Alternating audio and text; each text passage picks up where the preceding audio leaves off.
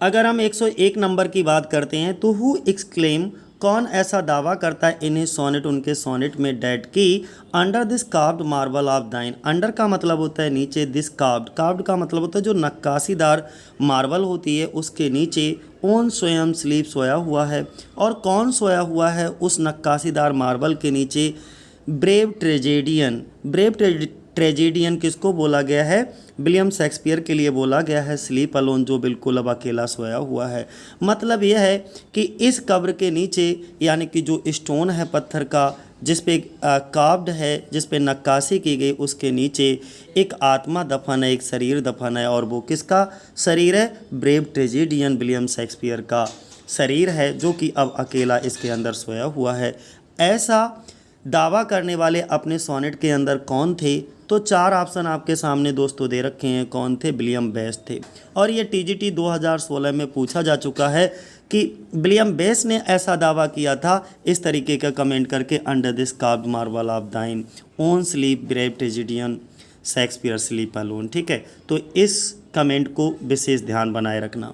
अगला क्वेश्चन है हमारे सामने, who describe William Shakespeare as an upstart crow. William Shakespeare को अपस्टार्ट क्रो किसने बोला? ब्यूटीफाइड विद आवर फीदर्स, तो रॉबर्ट ग्रीन ने बोला था। किसने बोला? रॉबर्ट ग्रीन के द्वारा बोला गया था। यानी कि रॉबर्ट ग्रीन बाज अ प्रोमिनेंट मेंबर। और ये भी ध्यान बनाए रखना, ये रॉबर्ट ग्रीन जो थे वो एक प्रमुख मेंबर थे, प्रमुख सदस्य थे यूनिवर्सिटी बेट्स के।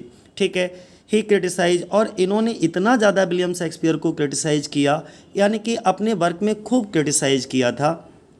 और उसी में से एक जो है कमेंट ए भी है, an upstart crow with beautified with our feathers. और रॉबर्ट ग्रीन ने इस चीज़ को कौन सी बुक में, इन्होंने कौन से वर्क में इसको जो है कमेंट किया था? तो ग्रोथ्स वर्थ ऑफ बिट में। एक चीज़ और यहाँ पर समझ लीजिएगा, जो यूनिवर्सिटी बिट्स की बात हुई तो ये भी समझ लो, यूनिवर्सिटी बिट्स जो टर्म है वो सबसे पहली बार कॉइन किया गया था 19वीं सेंचुरी में। ठीक है, और किसके द्वारा कॉइन किया गया था? तो जॉर्ज सेंट्सबरी के द्वारा इसको कॉइन किया गया था। फिर यूपीटीजीटी 2016 में पूछा गया क्वेश्चन है कि which of the following work of William Shakespeare is written in 6 line stanza. यानी कि विलियम शेक्सपियर का कौन सा वर्क जो है वो 6 लाइन स्टेंजा में लिखा गया है, and shows decided sign of immaturity. और उस वर्क में विलियम शेक्सपियर का ऐसा कौन सा वर्क था जिसमें साइन ऑफ इमेच्योरिटी नज़र आता है, प्रदर्शित होता है?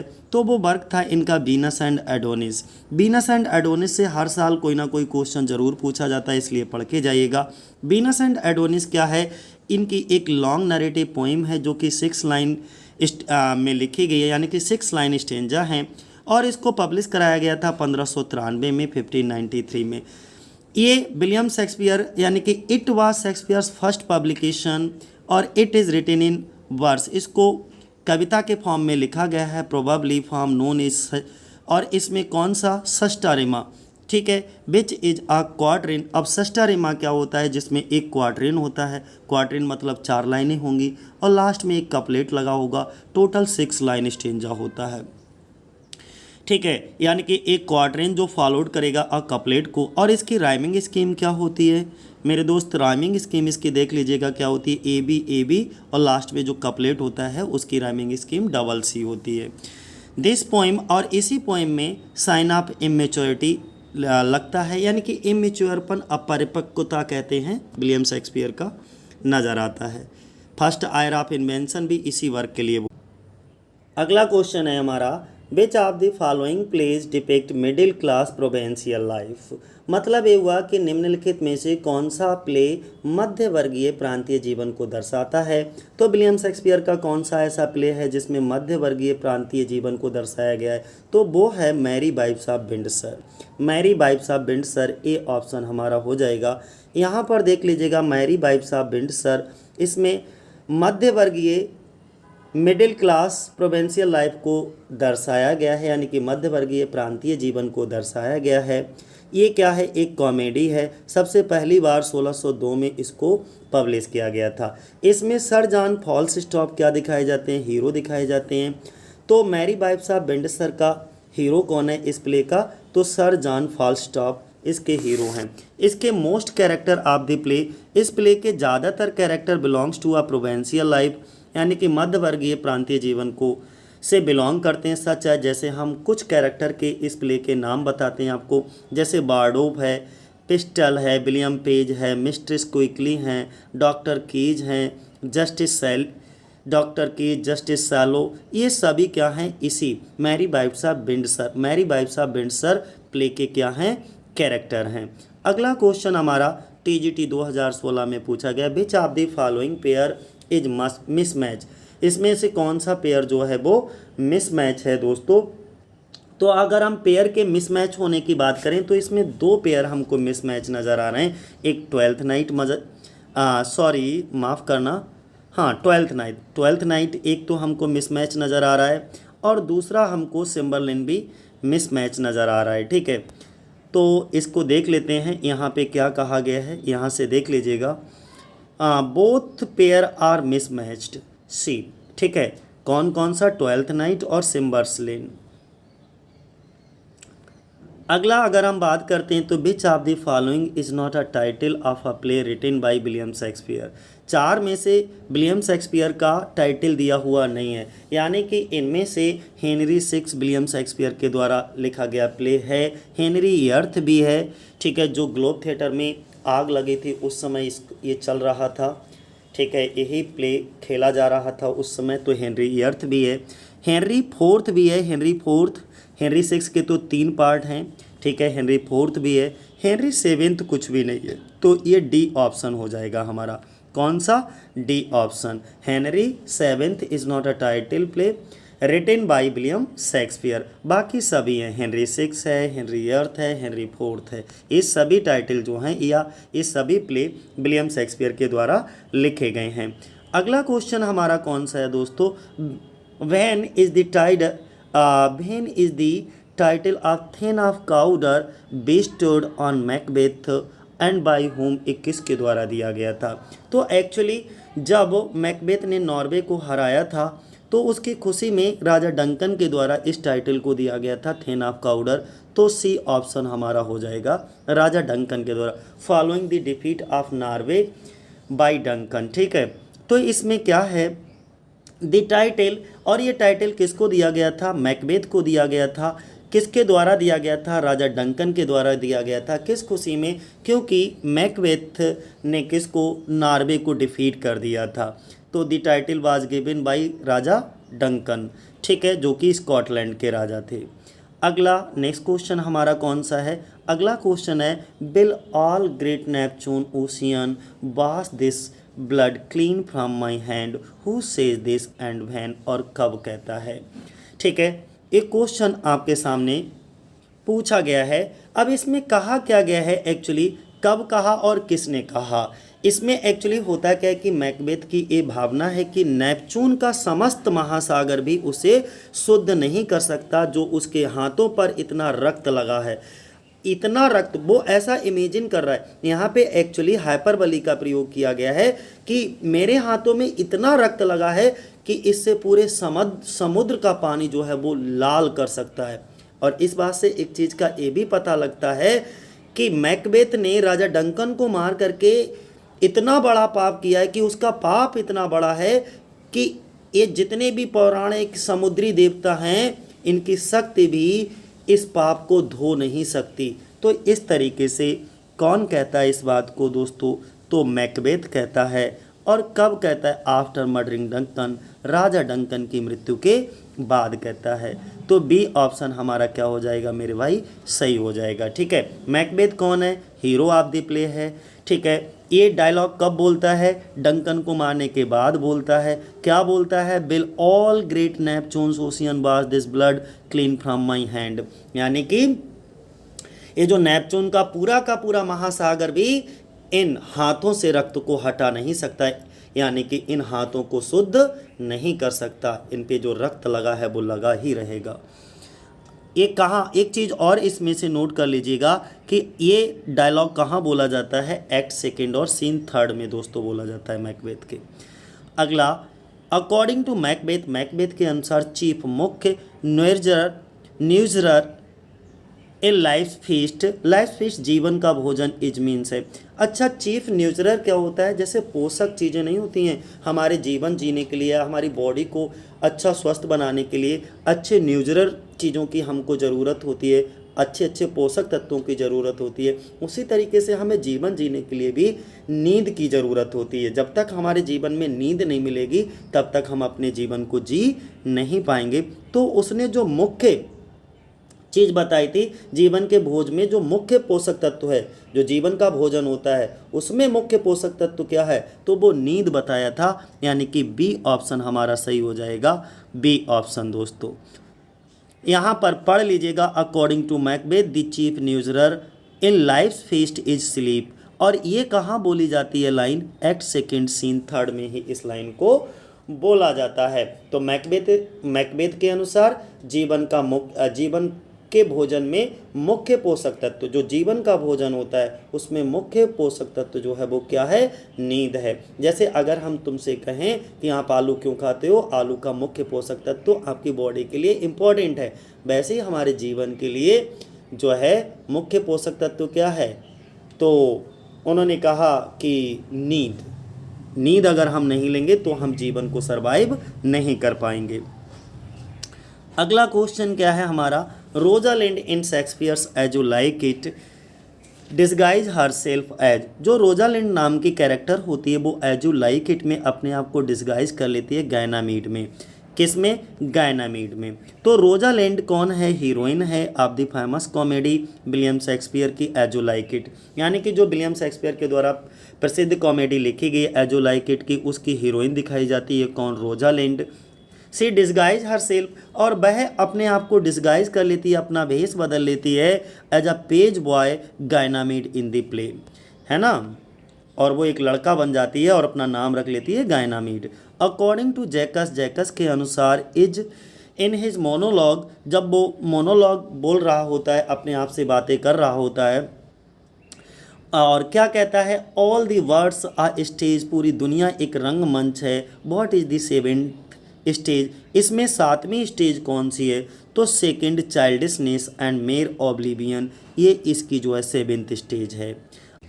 अगला क्वेश्चन है हमारा, who utters these words O coz my pretty little coz that thou didst know how many fathom deep I am in love in As you like it.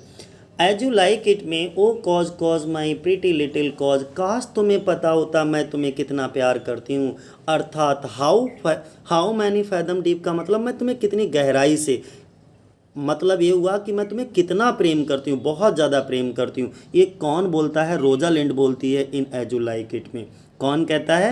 Rosalind. तो कौन सा ऑप्शन हमारा सही हो जाएगा? डी ऑप्शन हमारा सही हो जाएगा दोस्तों। और रोजालिंड इस प्ले की कौन है? हीरोइन है। इन दी इपीलॉग का मतलब उपसंहार, यानी कि कंक्लूजन को कहते हैं, बिल्कुल लास्ट में, एंड ऑफ द प्ले, उसे कंक्लूजन कहा जाता है, इपीलॉग कहा जाता है। रोजालिंड बिफोर बिडिंग फेयरवेल, अपनी विदाई लेने से पहले मेक द लास्ट अपील, वो लास्ट अपील करती है टू दी, यानी कि उपसंहार में जो रोजालिंड होती है वो विदाई लेने से पहले अपनी अंतिम अपील करती है। क्या करती है? जो दर्शकों में मौजूद महिलाएं होती हैं, उन महिलाओं को नाटक पसंद आए इस तरीके की वो अपील करती हैं। क्या अपील करती हैं? देखो, सी ऑप्शन हमारा हो जाएगा।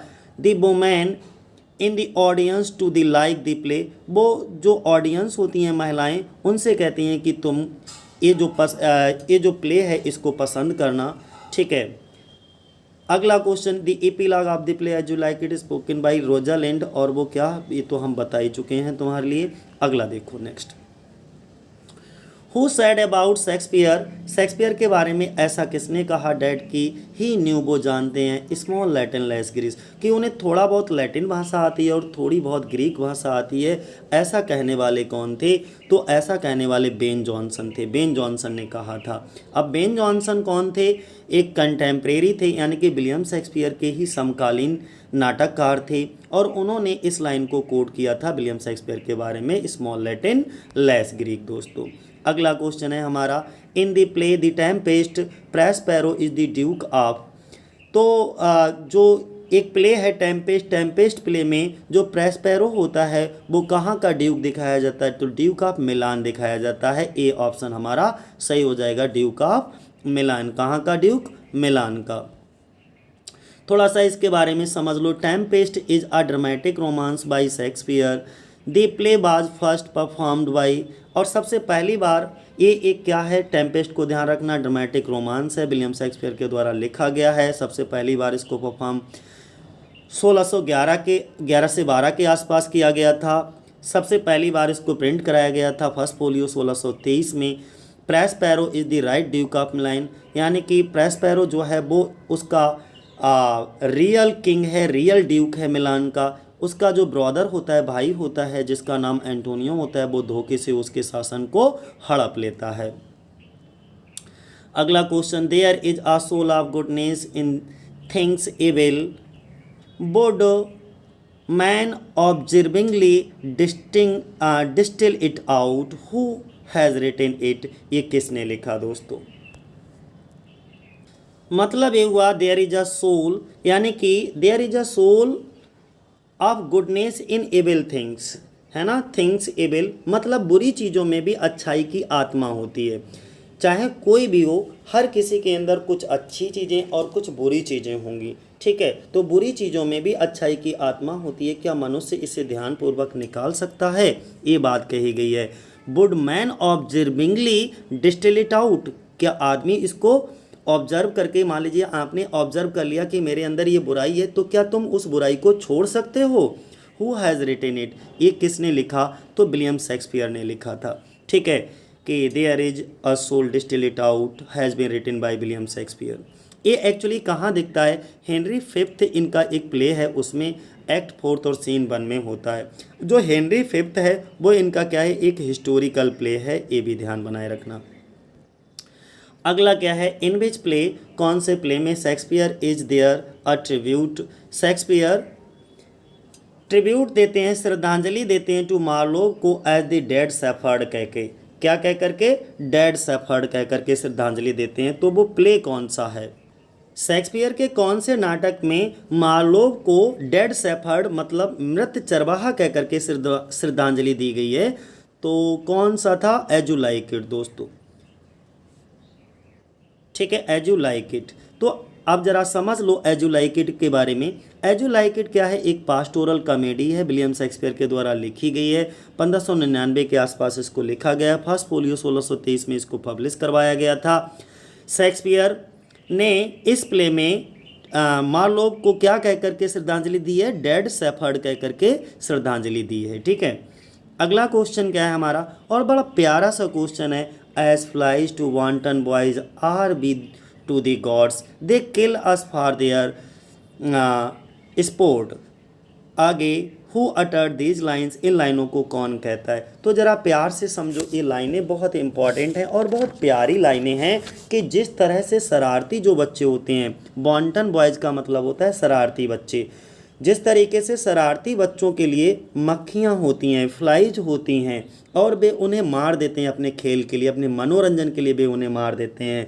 Are we to the gods, और हम भी वैसे ही ईश्वर के लिए हम होते हैं और वे भी हमें अपने मनोरंजन के लिए मार देते हैं। दे kill us for their sport, वो हमें अपने मनोरंजन के लिए मार देते हैं। मतलब ये हुआ जिस तरीके से शरारती बच्चों के लिए मधुमक्खियाँ होती हैं, मक्खियाँ होती हैं, और वो शरारती बच्चे उन मक्खियों को अपने मनोरंजन के लिए मार देते हैं, सेम वैसे ही हम ईश्वर के लिए हैं और ईश्वर भी हमें अपने मनोरंजन के लिए मार देते हैं। तो ये लाइनें ग्लॉसेस्टर द्वारा बोली जाती हैं और किस में? किंग लियर में बोली जाती हैं दोस्तों। एक्ट कौन सा होता है? एक्ट 4 होता है, सीन 1 होता है, और ये क्या है? एक ट्रेजेडी है किंग लियर, जो कि विलियम शेक्सपियर के द्वारा लिखी गई है। अगला 119 की बात करें तो 119 नंबर पे his story requires romance and Kings, उसकी कहानी जो है वो रिक्वायर्स होगी किसको? रोमांस को और किंग्स को। But he thinks only on man, लेकिन वो तो सिर्फ आदमियों के बारे में सोचता है। Who remarked it for William Shakespeare, ऐसा विलियम शेक्सपियर के बारे में रिमार्क कौन करता है? तो इस तरीके का रिमार्क करने वाला कौन होता है? डॉक्टर सैमुअल जॉनसन होते हैं दोस्तों। कौन होते हैं? Doctor Samuel Johnson. C option हो जाएगा हमारा। कौन है? डॉक्टर सैमुअल जॉनसन है और इसको कहाँ लिखा है? प्रीफेस टू शेक्सपियर में ये लाइनें उन्होंने बोली हैं। His story requires romance and Kings but he thinks only on man. कहाँ? प्रीफेस टू शेक्सपियर में। और प्रीफेस टू शेक्सपियर किसके द्वारा लिखा गया है? सैमुअल जॉनसन के द्वारा। अगला 120 नंबर पे अगर हम बात करें, who called Shakespeare the largest and most comprehensive soul. Largest और मोस्ट कॉम्प्रिहेंसिव सोल किसने कहा है विलियम शेक्सपियर को? तो वो कहने वाले ड्राइडन थे। कौन थे? John Dryden. जॉन ड्राइडन ने विलियम शेक्सपियर को कहा सबसे बड़ी और विशाल आत्मा, यानी कि धरती पे। और कौन से वर्क में, जरा समझ लो, ड्राइडन ने ये कमेंट उनको कौन से वर्क में किया था? एसे ऑन ड्रामेटिक पोएजी, ठीक है। Called Shakespeare the largest and most comprehensive soul, important comment है, ठीक है, इसलिए ध्यान बनाए रखना। The queen of Denmark and mother of prince Hamlet. यहाँ पे क्वीन ऑफ डेनमार्क कौन होती है and mother of prince Hamlet, और प्रिंस हैमलेट की माँ कौन दिखाई जाती हैं? तो क्वीन गर्टरूड होती हैं। कौन होती हैं? क्वीन गर्टरूड सी। हैमलेट जो है वो क्या है? एक ट्रेजेडी है written by William Shakespeare, William Shakespeare के द्वारा लिखा गया है। इसमें गर्टरूड जो है वो डेनमार्क की क्वीन दिखाई जाती है और प्रिंस हैमलेट की माँ भी दिखाई जाती है। अगला हम बात करेंगे 122 नंबर पे, the comedy of error bye Shakespeare. जो कॉमेडी ऑफ एरर है वो विलियम शेक्सपियर के द्वारा लिखा गया। Has which of the following plot and stories, इनमें से किसकी? तो जो कॉमेडी ऑफ एरर होती है उसमें दो ब्रदर्स की कहानी चलती है, यानी कि दो ब्रदर्स इधर उधर, एक सायराक्यूज का होता है और दूसरा कहाँ का दिखाया जाता है? एंटीफॉलिस ऑफ सायराक्यूज और एंटीफॉलिस ऑफ एप्सस, यहाँ के दिखाए जाते हैं। तो टू ब्रदर्स। अब जरा इसके बारे में देख लो क्या कहा गया है। द कॉमेडी ऑफ एरर क्या है? एक कॉमेडी है, शेक्सपियर द्वारा लिखी गई है। इसकी सेटिंग एप्सस में हुई है। तो अगर तुमसे पूछा जाए कि कॉमेडी ऑफ एरर की सेटिंग कहाँ दिखाई जाती है, तो एप्सस में दिखाई जाती है। This comedy is the story of twin brother, दो जुड़वा भाइयों की कहानी दिखाई जाती है, जिसमें दोनों जुड़वा भाई कौन होते हैं? एक का नाम होता है एंटीफॉलिस ऑफ एप्सस और दूसरे का नाम होता है एंटीफॉलिस ऑफ सायराक्यूज। और ये दोनों बेटा दिखाए जाते हैं किनके? एजियन और इमिलिया के बेटा दिखाए जाते हैं दोस्तों। अगला क्वेश्चन है आपके सामने, one of the best dramas ever written by William Shakespeare. William Shakespeare के द्वारा कई सारे ड्रामा लिखे गए थे, उनमें से सबसे ज़्यादा बेस्ट जो है वो कौन सा नाटक था जिसको नोन एज, जो जाना जाता है darkest of the dark comedy, जिसको darkest of the dark comedy भी कहा जाता है। अच्छा, ये क्वेश्चन बहुत इंपॉर्टेंट है, कभी कभी पूछ लिया जाता है कि विलियम शेक्सपियर का darkest of the dark comedy किसको बोला गया है, कौन से प्ले को बोला गया है? तो मेजर फॉर मेजर के लिए दोस्तों बोला गया है। Measure for Measure William Shakespeare की darkest of the dark comedy के नाम से जानी जाती है, जिसकी सेटिंग वेनिस में होती है। ध्यान बनाए रखना, इसकी सेटिंग कहाँ दिखाई जाती है दोस्तों? वेनिस में दिखाई जाती है। इसके मेन कैरेक्टर कौन होते हैं? इसाबेला है, एंजेलो है, एस्केलस है, ड्यूक एसेंसियो है, ये सभी इसके मेन कैरेक्टर हैं। अगला कैरेक्टर हमारे सामने, all wells that ends well, अंत भला तो सब भला, is a romantic comedy by. ये क्या है? एक रोमांटिक कॉमेडी है, किसके द्वारा लिखी गई? विलियम शेक्सपियर के द्वारा लिखी गई। अब अंत भला तो सब भला, all wells that ends well को जरा समझ लो, ये क्या है? एक रोमांटिक कॉमेडी है, विलियम शेक्सपियर द्वारा लिखी गई है। सेटिंग ऑफ द प्ले, इसकी सेटिंग कहाँ कहाँ दिखाई जाती है? देखो 3-4 जगह सेटिंग है। रोजालिन है, पेरिस है, फ्लोरेंस है, मार्सिलस है, तो इतनी जगह इसकी सेटिंग दिखाई जाती है। कौन कौन सी?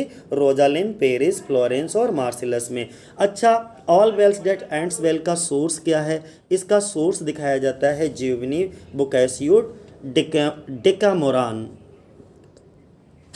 125 नंबर की अगर हम बात करें, Hamlet bye Shakespeare is set in which of the following country. जो हैमलेट होता है वो विलियम शेक्सपियर के द्वारा लिखी गई एक ट्रेजेडी है, लेकिन इसकी सेटिंग कहाँ दिखाई गई है, कौन सी कंट्री में दिखाई गई है, वो आपसे पूछा गया है। तो इसकी सेटिंग डेनमार्क में दिखाई जाती है। कहाँ? डेनमार्क में। तो ध्यान बनाए रखना कि ये क्या है? एक ट्रेजेडी है, शेक्सपियर द्वारा लिखी गई है। हैमलेट वाजा प्रिंस ऑफ डेनमार्क, और हैमलेट कौन होता है? प्रिंस ऑफ डेनमार्क दिखाया जाता है। इसकी सेटिंग भी कहाँ दिखाई जाती है? डेनमार्क में दिखाई जाती है। अगला 126 नंबर का क्वेश्चन है, Rosalind the central character. Rosalind क्या है? एक सेंट्रल फीमेल कैरेक्टर है for of the following in which appear Shakespeare in play. William Shakespeare के कौन से प्ले में रोजालिंड नज़र आती है?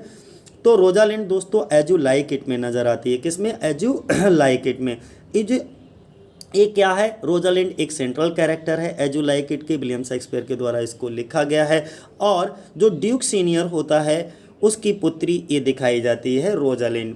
रोजालिंड और सीलिया जो हैं वो दोस्त दिखाए जाते हैं। रोजालिंड अपने आप को डिस्गाइज कर लेती है, यानी कि रोजालिंड अपना भेष बदल लेती है एक पेज बॉय के रूप में और अपना नाम रख लेती है। क्या रख लेती है? गैनामीड। और जो उसकी दोस्त सीलिया होती है वो अपने आप को अलीना के रूप में रख लेती है, यानी कि अपना वेश धारण कर लेती है, अलीना बन जाती है। अगला 127 नंबर पे अगर हम बात करें, the comic character of William Shakespeare is found in more than one plays. यानी कि ऐसा कौन सा कॉमिक कैरेक्टर है, ऐसा कौन सा हास्य कैरेक्टर था जो हंसी दिलाता रहता है लेकिन वो विलियम शेक्सपियर के एक से अधिक नाटकों में दिखाई देता है? तो वो होते हैं सर जॉन फॉल्स्टॉप। क्या नाम होता है दोस्तों? सर जॉन फॉल्स्टॉप नाम होता है। और ये कहाँ कहाँ नज़र आते हैं ज़रा देख लो। सर जॉन फॉल्स्टॉप एक कॉमिक कैरेक्टर हैं, जैसे अपनी मूवीज़ में असरानी होता है, जॉनी लीवर होता है या राजपाल यादव हैं जो कॉमिक कैरेक्टर हैं, उसी तरीके से विलियम शेक्सपियर के प्लेज में भी कॉमिक कैरेक्टर हुआ करते थे। सर जॉन फॉल्स्टॉप भी एक कॉमिक कैरेक्टर थे जो विलियम शेक्सपियर के एक से अधिक प्लेज में नज़र आते हैं। सर जॉन फॉल्स्टॉप किसमें? Henry six part 1, Henry fourth part 1, Henry six part 2 और मैरी वाइफ्स ऑफ विंडसर में ये नज़र आते हैं दोस्तों। अगला मैरी वाइफ्स ऑफ विंडसर में तो ये हीरो के हीरो होते हैं, हीरो। क्वेश्चन नंबर 28 हमारा क्या है? एंजल्स आर ब्राइट स्टिल दो दी ब्राइटेस्ट फेल। ये लाइनें कहाँ से ली गई हैं? मैकबेथ से ली गई हैं। और क्वेश्चन ये पूछा गया है कि who is the brightest referred by Shakespeare in this quote. इस कोटेशन में विलियम शेक्सपियर के द्वारा सबसे ज़्यादा ब्राइटेस्ट किसको बोला है?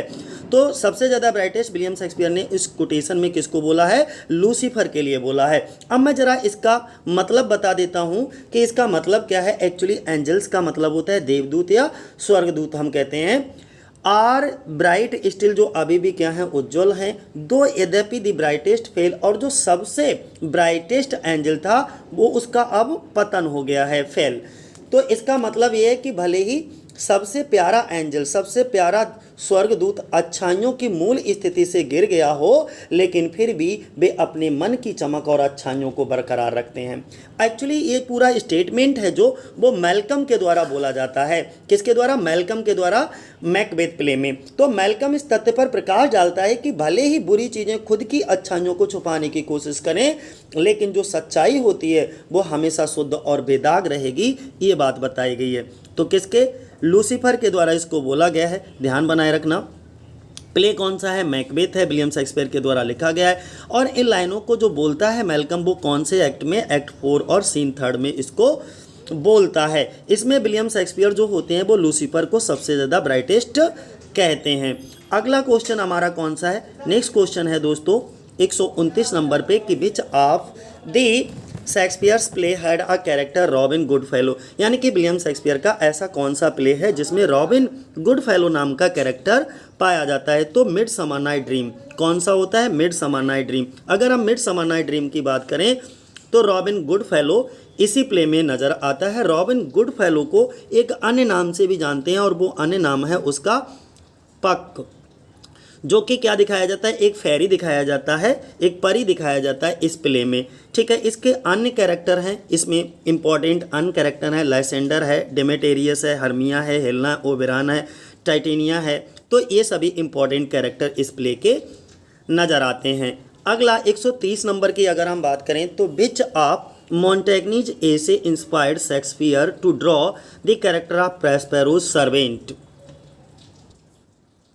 अब इसका मतलब क्या है? मतलब ये है कि विच ऑफ मोंटेग्नीज एसे, मोंटेग्नी का कौन सा ऐसा निबंध था जिससे इंस्पायर होकर के विलियम शेक्सपियर ने एक कैरेक्टर ड्रॉ किया था? प्रॉस्पेरोस सर्वेंट। यानी कि प्रॉस्पेरो का सर्वेंट कौन दिखाया जाता है? टेम्पेस्ट प्ले में कैलिबन दिखाया जाता है। तो कैलिबन नाम का कैरेक्टर विलियम शेक्सपियर ने कौन से एसे से इंस्पायर होकर के लिया था? मोंटेग्नी के। तो मोंटेग्नी का एक एसे था जिससे इंस्पायर होकर के विलियम शेक्सपियर ने अपने प्रॉस्पेरो का जो नौकर होता है कैलिबन, उस कैरेक्टर को रखा है ऑफ द कैलिबन कैनिबल्स। ठीक है, ये बी ऑप्शन हमारा क्या होगा, सही हो जाएगा।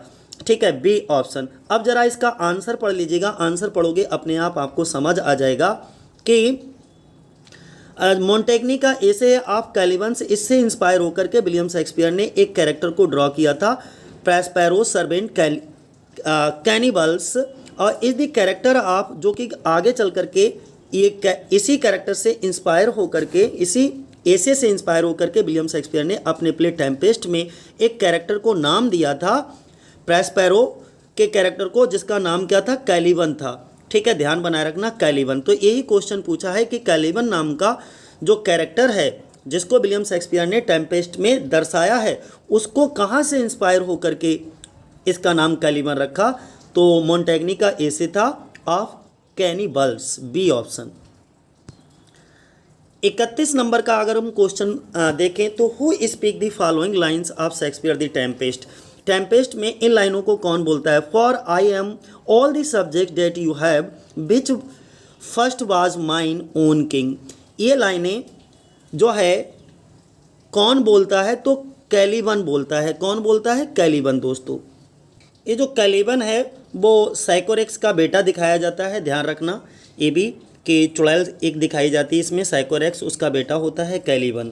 ठीक है, साइकोरेक्स को मार डालते हैं और इसके बाद उसके बेटे को अपना दास बना लेता है, नौकर बना लेता है, और तभी इन लाइनों को बोलता है, क्योंकि मैं आपकी सारी प्रजा हूँ जो पहले मेरा अपना राजा था। ठीक है, अगला क्वेश्चन इसमें देख लो। अब क्या है, टेम्पेस्ट क्या है, विलियम शेक्सपियर के द्वारा लिखा गया है। प्रोबेबली कब लिखा गया है, 1610 से 11 के बीच में इसको लिखा गया है। टेम्पेस्ट ही इनका लगभग लास्ट प्ले भी माना जाता है। ठीक है, it is a dramatic romance, और ये क्या है, एक ड्रामेटिक रोमांस है इसका जॉनर, और ये स्पीच कैलिबन के द्वारा बोली जाती है। कैलिबन कौन है, एक सैवेज मॉनेस्टर है, हमने कहा राक्षस है, जो कि साइकोरेक्स चुड़ैल का बेटा दिखाया जाता है। ठीक है, अगला, और ये कहाँ बोला जाता है, ये एक्ट 1 सीन 2 में इसको बोला जाता है कैलिबन द्वारा। अगला क्वेश्चन है हमारा, who is Macbeth at the beginning of the play, यानी कि बिगिनिंग ऑफ द प्ले में मैकबेथ कौन होता है, तो थेन ऑफ ग्लेमिस होता है। कौन होता है, थेन ऑफ ग्लेमिस होता है, लेकिन इसके बाद उसको डंकन के द्वारा थेन ऑफ काउडर भी बना दिया जाता है। जरा समझते हैं, Macbeth was the hero of the play. Macbeth play का मैकबेथ ही हीरो है, विलियम शेक्सपियर के द्वारा इसको लिखा गया है। प्ले के बिगिनिंग में मैकबेथ जो है वो थेन ऑफ ग्लेमिस दिखाया जाता है, thane of Glamis. He quickly became the more powerful thane of Cawdor. इसके बाद हमने क्या बताया, इसे थेन ऑफ काउडर भी बनाया जाता है, और इसके बाद ये मर्डर कर देता है राजा डंकन का, और फिर बाद में ये क्या बन जाता है, स्कॉटलैंड का खुद राजा भी बन जाता है। अगला क्वेश्चन क्या है, the armour bearer to Macbeth. Armour bearer कौन है, टू मैकबेथ सेटन। कौन होता है, सेटन होता है। आर्मर बेरर का मतलब क्या होता है, ये जो कवच वगैरह नहीं होता है उसके लिए कहा जाता है कवच वाहक, कवच लाने वाला, तो वो सेटन दिखाया जाता है, कवच। अब इसके बारे में समझ लो, मैकबेथ क्या है, फेमस ट्रेजेडी है, विलियम शेक्सपियर के द्वारा लिखी गई है। कब लिखी गई, 1606 में लिखी गई, और इसको फर्स्ट फोलियो 1623 में पब्लिश कराया गया था। किसके द्वारा, तो विलियम शेक्सपियर के ही कुछ सह एक्टर थे जिनका नाम था हेमिंग्स एंड कॉन्डेल, उनके द्वारा। ठीक है, इसमें in which famous character Seton was the armour bearer to Macbeth, ध्यान बनाए रखना। अगला क्वेश्चन हमारा कौन सा है, the total number of poems in Shakespeare sonnet is. तो विलियम शेक्सपियर की जो सोनेट सीक्वेंस है उसमें टोटल नंबर ऑफ सोनेट कितने हैं, टोटल नंबर ऑफ पोइम्स कितने हैं उस सोनेट्स में, तो 154 यानी कि डी। कौन सा, डी 154। अब जरा इसे समझ भी लो, क्या है कि विलियम शेक्सपियर के sonnets is the title of a collection of 154 sonnets which covers theme such as passage of time, love, beauty, इन्हीं पर आधारित इनके 154 सोनेट लिखे हैं। ठीक है, ध्यान बनाए रखना, जिनकी थीम ज़्यादातर या तो लव होगी, ब्यूटी होगी, मॉरलिटी होगी, जिसमें आप ये भी ध्यान बनाए रखना कि पहले 1 से लेकर के 126 सोनेट तक विलियम शेक्सपियर ने जो अपने सोनेट्स को एड्रेस किया है, बुक इसको एक यंग मैन के लिए एड्रेस किया है, जिनको हम इन नामों से जानते हैं। अर्ल ऑफ पेम्ब्रोक कह सकते हो, हेनरी रॉयट्सले कह सकते हो, अर्ल ऑफ सदप्टन कह सकते हो, बात एक ही है। इसके बाद में 26 सोनेट जो है उन्होंने किसको एड्रेस किए हैं, तो ये किसको एड्रेस किए हैं, डार्क लेडी को एड्रेस किए हैं। और लास्ट के 2 सोनेट जो हैं are known as love sonnet, जिसको लव गॉड कुपिड के नाम से लव गॉड कुपिड के लिए एड्रेस किए गए हैं। इन सभी सोनेट्स को पब्लिश किया गया था 20 जुलाई 1609 को थॉमस थॉर्प के द्वारा। अगला क्या है हमारा, the first folio of Shakespeare plays appear, यानी कि जो विलियम शेक्सपियर का प्लेज का नाटकों का जो सबसे पहला फोलियो था वो कब आया था, तो सबसे पहला फोलियो जो आया था वो 1623 को आया था, दूसरा 1632 में आया था, तीसरा 1663 में आया था, और लास्ट और फोर्थ जो फोलियो था वो 1685 में आया था दोस्तों। ठीक है, यहाँ पे देखो फर्स्ट फोलियो कब विलियम शेक्सपियर के द्वारा कब पब्लिश हुआ था, विलियम शेक्सपियर के प्लेज का जो फर्स्ट फोलियो था नाटकों का कलेक्शन वो 1623 में, 7 year after of his death. इनकी जो मृत्यु थी वो 1616 में हो जाती है, और उसके 7 साल बाद 1623 में फर्स्ट फोलियो जो है वो पब्लिश होता है, जिसमें टोटल विलियम शेक्सपियर ने 37 प्लेज लिखे थे, लेकिन उन 37 प्लेज में से 36 प्लेज को ही इसमें कंटेन किया गया था, रखा गया था। फर्स्ट फोलियो में एक प्ले नहीं था, वो कौन सा था, पेरिकल्स नहीं था। ठीक है, अगला क्वेश्चन हमारा कौन सा है, अगला क्वेश्चन है दोस्तों कि विलियम शेक्सपियर क्रिटिसिज्म बाय, तो किन के द्वारा शेक्सपियर को किन किन लोगों के द्वारा क्रिटिसाइज किया गया था विलियम शेक्सपियर को, तो किसके किसके द्वारा, यानी कि बी ऑप्शन हमारा क्या होगा, सही हो जाएगा। और बी ऑप्शन में कौन है, ब्रैडली हैं, स्पर्जियन हैं, टी.एस. एलियट हैं, स्टीफन ग्रीनवाल्ट हैं, ये चारों हैं। ठीक है, अब इनको देख लो, क्रोनोलॉजिकल ऑर्डर में लगाना है। सबसे पहले ए.सी. ब्रैडली शेक्सपियरियन ट्रेजेडी 1904 में, टी.एस. एलियट का हैमलेट एंड हिज प्रॉब्लम था 1919 में, इसके बाद कैरोलिन स्पर्जियन का था क्रिटिसिज्म वर्क था, वो कौन सा था, शेक्सपियर्स इमेजरी 1935 में, और स्टीफन ग्रीनवाल्ड का था on poetics of culture and interpretation of Shakespeare 1987 में। तो ये चारों हैं, इनको लाइन से ध्यान रखना, क्रोनोलॉजिकल ऑर्डर में बताना है। तो सबसे पहले ब्रैडली, स्पर्जियन, टी.एस. एलियट और स्टीफन ग्रीनवाल्ड। 37 नंबर की बात करें, 137 पे, the line present fears are less than horrible imaginings appears in, important है, कई बार पूछा जा चुका है। ये मैकबेथ के द्वारा इन लाइनों को बोला जाता है। ठीक है, मैकबेथ प्ले में, तो Macbeth is believe to have be written, और जो मैकबेथ प्ले है ऐसा माना जाता है कि 1599 से 1606 के बीच में इसको लिखा गया है, और फर्स्ट फोलियो में इसको पब्लिश करवाया गया था, किसके द्वारा, हेमिंग्स एंड कॉन्डेल के द्वारा। अगला क्या है हमारा नेक्स्ट, अगर हम बात करते हैं the relationship between Othello and Iago as an example of, जो ओथेलो और इयागो के बीच में रिलेशनशिप दिखाया जाता है ओथेलो प्ले में, वो किस तरीके का रिलेशनशिप होता है दोस्तों, इन्वर्सन का होता है। कैसा होता है, इन्वर्सन का। जरा समझो, Othello was written in, Othello कब लिखा गया था, 1603 में, एंड सेट इन वेनिस, और ओथेलो की जो सेटिंग दिखाई जाती है वो कहाँ दिखाई जाती है, वेनिस में। अगला, relationship consist of jealousy and malice from Iago, Iago की तरफ से अगर हम बात करें तो ओथेलो के प्रति सिर्फ 2 ही चीज़ें हैं, एक तो जेलसी वो करता है इयागो, और ईर्ष्या की भावना रखता है। ठीक है, इयागो की तरफ से, जबकि ओथेलो क्या करता है, इयागो पे बहुत ज़्यादा ट्रस्ट करता है और उसे श्रेष्ठ मानता है, नोबेलिटी फ्रॉम ओथेलो। तो दोनों एक दूसरे से, हम तुमसे क्या कर रहे हैं, जेलसी कर रहे हैं, ईर्ष्या कर रहे हैं, लेकिन तुम हम पे क्या कर रहे हो, ट्रस्ट कर रहे हो, हमको श्रेष्ठ मान रहे हो। तो ये कैसा इन्वर्सन हो गया, तो कैसा रिलेशनशिप हो गया, इन्वर्सन का एक प्रकार का। अगर हम बात करते हैं किसका, after Shakespeare made his debut as, तो डेब्यूट का मतलब होता है प्रवेश करते हैं, a London playwright, he was describe as an up, जैसे ही वो लंदन में एक नाटककार के रूप में प्रसिद्ध होते हैं, ठीक है, प्रवेश करते हैं, शुरुआत करते हैं, तभी उनको क्रिटिसाइज किया जाता है एक लेखक के द्वारा। ठीक है, वो किसके, रॉबर्ट ग्रीन होते हैं। रॉबर्ट ग्रीन इनको क्या कह करके क्रिटिसाइज करते हैं, एन अपस्टार्ट क्रो। तो अगर आपसे एक क्वेश्चन पूछा जाए, अपस्टार्ट क्रो किसने कहा था विलियम शेक्सपियर को, तो रॉबर्ट ग्रीन ने कहा था। जरा समझो, रॉबर्ट ग्रीन ने 1592 में ही वाज अटैक्ड, 1592 की बात है कि the first reference to the Shakespeare and actor playwright was in 1592 में। लगभग ये सफल ये संघर्ष ही कर रहे थे, स्ट्रगल ही कर रहे थे लंदन में, ठीक है। तभी ही वाज अटैक्ड, इनके ऊपर अटैक किया गया। अटैक से मतलब इनको बहुत आलोचना की गई रॉबर्ट ग्रीन के द्वारा 1592 में। इज एन अपस्टार्ट क्रो, ठीक है, इनका एक वर्क था ग्रोथ्स वर्ड्स करते, उसमें किया गया था।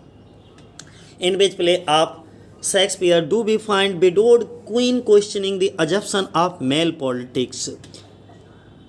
विलियम शेक्सपियर के कौन से नाटक में, इन विच प्ले कौन से नाटक में शेक्सपियर के हम पाते हैं कि एक विडोड क्वीन होती है जो क्वेश्चनिंग करती है अजप्शन ऑफ मेल पॉलिटिक्स के ऊपर, तो वो कौन सा होता है? Richard third. अब जरा इसके बारे में समझ लो। रिचर्ड थर्ड लगभग लिखा गया 1592 के आसपास। Depict the Machiavellian rise of power and subsequent short rain of king Richard third of England. अगला क्या गया है? राइपनेस इज ऑल अकोर्स इन, ये कहाँ दिखता है? राइपनेस इज ऑल, मैच्योरिटी, राइपनेस किसको कहते हैं? मैच्योरिटीपन को कहते हैं, परिपक्वता के लिए कहते हैं, ठीक है। किंग लियर में आता है, किस में आता है? किंग लियर में दोस्तों। लेकिन यहीं पर इससे मिलती जुलती एक फ्रेज है, ये तो राइपनेस इज ऑल है, एक आती है रेडीनेस इज ऑल, ठीक है। रेडीनेस इज ऑल, ये रेडीनेस इज ऑल जो है वो हैमलेट की है, तो दोनों ध्यान बनाए रखना और दोनों ही ऑप्शन देखो हैं, कंफ्यूज नहीं होएगा। अगर राइपनेस इज ऑल आ जाए तो आपको लगाना है किंग लियर, और रेडीनेस इज ऑल आ जाए तो लगाना है आपको हैमलेट, ठीक है। चलो समझो ये क्या है। Ripeness is all occurs in King Lear, और कौन से एक्ट में? एक्ट 5 और सीन 2 में विलियम शेक्सपियर के द्वारा लिखा गया है। Edgar said these lines to Gloucester, और राइपनेस इज ऑल किसके द्वारा बोला गया? एडगर के द्वारा बोला गया है। और किससे बोला गया? तो ग्लॉसेस्टर से बोला गया है। 142 नंबर के अगर हम बात करें तो AC Bradley Shakespearean tragedy was published in. AC Bradley का जो शेक्सपियरियन ट्रेजेडी है वो कब पब्लिश हुआ है दोस्तों? तो 1904 में पब्लिश हुआ है। कब? 1904 में। AC ब्रैडली का जन्म 1851 में हुआ और इनकी मृत्यु 1935 को हो गई थी। एक इंग्लिश लिटरेरी स्कॉलर थे। इनको सबसे ज़्यादा किस वर्क के लिए याद किया जाता है? तो हिज 2 मेजर वर्क थे इनके, जिनके लिए इनको याद किया जाता है। तो शेक्सपियरियन ट्रेजेडी जो कि 1904 में, और Oxford lectures on poetry 1909, in 2 work के लिए इनको बहुत ज़्यादा याद किया जाता है, ठीक है। अगला क्वेश्चन 143 नंबर पे क्या है? Which of the following Shakespeare play are in the correct chronological order. आपको यहाँ पे क्रोनोलॉजिकल सीक्वेंस बताना है, क्रोनोलॉजिकल ऑर्डर बताना है। तो क्रोनोलॉजिकल ऑर्डर कौन सा है? इसमें डी ऑप्शन हमारा क्या होगा? सही होगा दोस्तों। रोमियो एंड जूलियट, इसके बाद रिचर्ड सेकेंड, फिर हेनरी फोर्थ पार्ट 1, और इसके बाद में मर्चेंट ऑफ वेनिस। अब इनका क्रोनोलॉजिकल ऑर्डर जरा समझ लीजिएगा। रोमियो एंड जूलियट जो है 1995, रिचर्ड सेकेंड ए भी 1995, मर्चेंट ऑफ वेनिस 1900 बोल रहा हूँ ना, 1595, माफ़ करना दोस्तों। Romeo and Juliet 1595, Richard second 1595, और द मर्चेंट ऑफ वेनिस ये 1598। इसके बाद में हेनरी फोर्थ पार्ट फर्स्ट 1600 में। तो इनका क्रोनोलॉजिकल ऑर्डर आपको समझ आ गया होगा। अगला हम बात करते हैं कि which of the following Shakespearean play is in the correct chronological order. फिर से आपसे यही क्वेश्चन पूछा गया, इनमें आपको करेक्ट क्रोनोलॉजिकल ऑर्डर बताना है। तो करेक्ट क्रोनोलॉजिकल ऑर्डर कौन सा है? बी है। सबसे पहले मच एडो अबाउट नथिंग आया था 1598 से 99 के बीच में, फिर हैमलेट आया, इसके बाद किंग लियर, ठीक है, फिर ट्रायलस एंड क्रेसिडा आया है। अब जरा इसको डिटेल से समझ लो। अगर हम मच एडो अबाउट नथिंग की बात करते हैं तो ये 1598 से 99 के बीच में और 1600 के आसपास इसको पब्लिश कराया गया।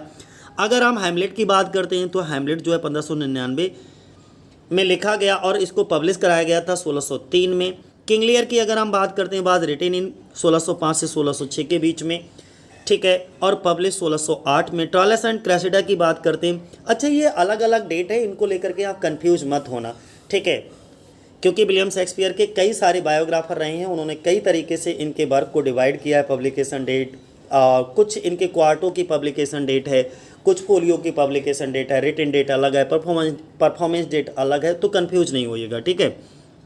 ट्रायलेस and Cressida believe to be have written in 1603 में और इसको पब्लिश कराया गया था 1609 में। तो इनका क्रोनोलॉजिकल एक ऑर्डर आपको पब्लिशिंग ऑर्डर आपको समझ में आ गया होगा। देखो ये पब्लिश हुई है 1600 में, इसके बाद ये पब्लिश हुई है 1603 में। देखो डेट बढ़ती जा रही है, क्रोनोलॉजिकल ऑर्डर बताना है आपको। ये 1608 में और ये 1609 में, ठीक है। तो ये सब ऑर्डर ध्यान बनाए रखना। अगला हम बात करते हैं ऑन सीइंग होम डज, किसको देख करके फर्डिनेंड मिरांडा एक्सप्लेन। ये तो सबसे पहले नंबर पे ये क्वेश्चन हम आपको बता चुके हैं कि किसको देख करके, ये फर्डिनेंड यहाँ पर नहीं होगा, किसको देख करके मिरांडा जो है वो चीखने लगती, O father surely that is spirit, ये निश्चित ही कोई आत्मा है lord, how it looks about, एक कैसे दिखती है, तो फर्डिनेंड की तरह दिखती है बिल्कुल।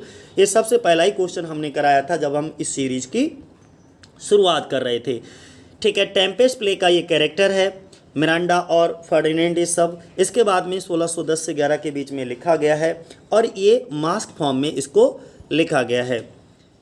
अगला अगर हम बात करते हैं कि the rhyme scheme of the Shakespearean sonnet, William Shakespeare के सोनेट्स की राइम स्कीम क्या है, तो A B C D E F double G, कोई है ऐसी, बिल्कुल है, ए ऑप्शन हमारा हो जाएगा, A B C D E F double G, last में कपलेट लगा होगा।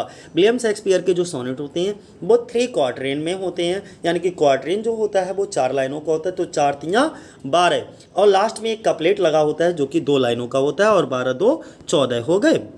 अगला अगर हम 147 नंबर की बात करते हैं, ग्लोब थिएटर ओपनड इन, ग्लोब थिएटर कब ओपन हुआ था, तो 1599 में ये बना था, ठीक है, ओपन हुआ था।